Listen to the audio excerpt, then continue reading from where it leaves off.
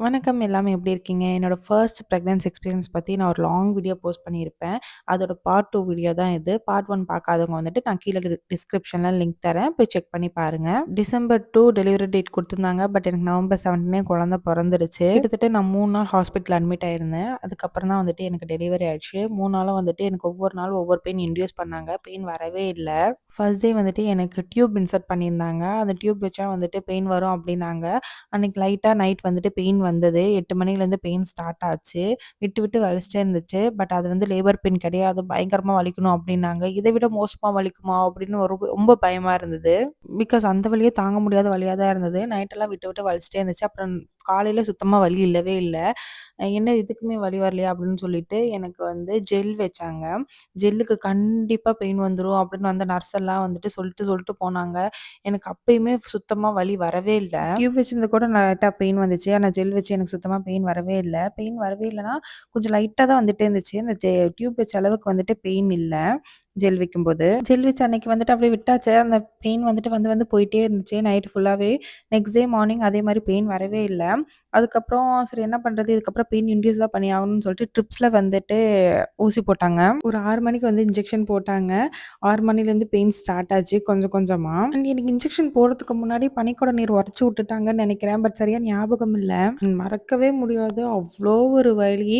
அந்த பெயின் அப்போ வந்துட்டு என் ஹஸ்பண்ட்ட சொல்றேன். அந்த பெயின்லயே சொல்றேன், "தயவு செஞ்சு இன்னொரு குழந்தை வேண்டவே வேண்டாம். என்னால இந்த வலி தாங்கவே முடியல. இன்னொரு குழந்தலாம் பெத்தா செத்து போயிருவேன்." அப்படின்னலாம் சொல்லிட்டு இருந்தேன். பட் அந்த வலிய தெரிஞ்சு நம்ம 2வது குழந்தை பெத்துக்கிறோம்னா, நம்மள விட தைரியசாலி வேற யாருமே இருக்க மாட்டாங்க. இந்த பெயின் என்னால தாங்கவே முடியல. தயவு செஞ்சு சி செக்ஷன் பண்ணிக்கலாம். அந்த மைக்க ஊசிய போட்டு பெத்துக்கலாம்.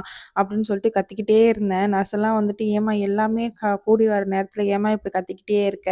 தயவு செஞ்சு சி செக்ஷன் வேண்டாம். சி செக்ஷன் பண்ணீன்னா நீ ரொம்ப அவஸ்தைப்படுவ ஃப்யூச்சர்ல. இப்போ உனக்கு நல்லா தான் இருக்கும். ஆனா ஃப்யூச்சர்ல என்னால ஒரு வேலையுமே செய்ய முடியாது." அப்படின்ட்டு இருந்தாங்க. 5 நிமிஷத்துக்கு ஒரு வாட்டி, 10 நிமிஷத்துக்கு ஒரு வாட்டி வந்து டாக்டர் செக் பண்ணிட்டே இருந்தாங்க. கர்ப்பப்பை வேற விரியவே இல்ல.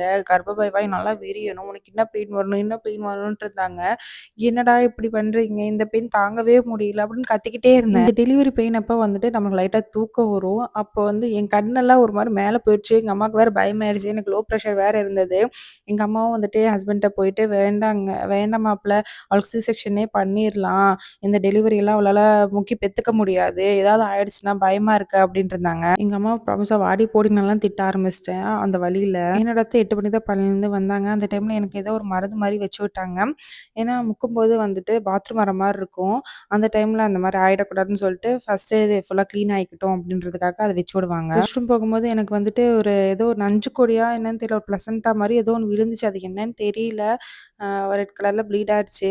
ரெஸ்ட் ரூம்லேருந்து வெளிய வரும்போது எங்க அத்தை வராங்க உள்ள. "அத்தை நான் சாக போறேன்த்த" அப்படின்ட்டு அழுதுட்டே லேபர் வார்டுக்குள்ள போனேன். 8 மணிக்கு எனக்கு குழந்தை பொறந்தது. அதுக்கப்புறம் நஞ்சுக்கொடிய ரிமூவ் பண்ணிட்டு எனக்கு ஸ்டிச்சஸ் போட்டாங்க. கிழிச்சு விட்டு தான் எடுத்தாங்க. ஸ்டிச்சஸ் போட்டுட்டு என்ன அப்படியே லேபர் வார்டுலேருந்து நார்மல் வார்டுக்கு "நீ ஏன் நடந்து போம்மான்னு" அப்படின்னு விட்டுட்டாங்க. நானுமே அப்படியே நடந்து போயிட்டேன். எங்க அத்தை திட்டினாங்க. குழந்தை பொறந்து 1 மாசம் கூட நாங்க பெட்ட விட்டு எழுந்திரிக்க மாட்டோம். நீ என்ன ஸ்டிச்சஸ் போட்ட அடுத்த நிமிஷமே வந்துட்டு பெட்ட விட்டு எழுந்து நடக்குற, அப்படிலாம் பண்ணாத" அப்படின்னு திட்டினாங்க. குழந்தை பொறந்து நெக்ஸ்ட் டே வந்துட்டு நாங்க டிஸ்சார்ஜ் ஆயிட்டோம். ஆஃப்டர் பிரெக்னன்சி வந்துட்டு எனக்கு பிரஷர் அதிகமாயிடுச்சு. பாப்பாக்கும் ஜாண்டிஸ் இருந்தது. ஏன் எனக்கு பிரஷர் அதிகமாயிடுச்சுன்னா, என்னோட பாப்பா வந்துட்டு என்கிட்ட பிரஸ்ட் ஃபீட் எடுத்துக்கவே இல்ல. பாட்டில் பால் தான் குடிச்சிட்டு இருப்பா. அதாவது நான் பம்ப் பண்ணி வைக்கணும். அதுதான் வந்துட்டு அவ குடிப்பா. பொறந்த குழந்தைங்க வந்துட்டு ஸ்டார்ட்டிங்ல எப்ப தூங்குவாங்க, எப்ப முழிப்பாங்கன்னு தெரியாதுல்ல. அவ தூங்கிட்டு இருப்பா. திடீர்னு எந்திரிச்சு அழுவா. அப்பதான் வந்து நான் அவசர அவசரமா பாட்டில்ல பம்ப் பண்ணுவேன். அதுவே வந்து எனக்கு ஒரு மாரி டென்ஷனா இருக்கும்.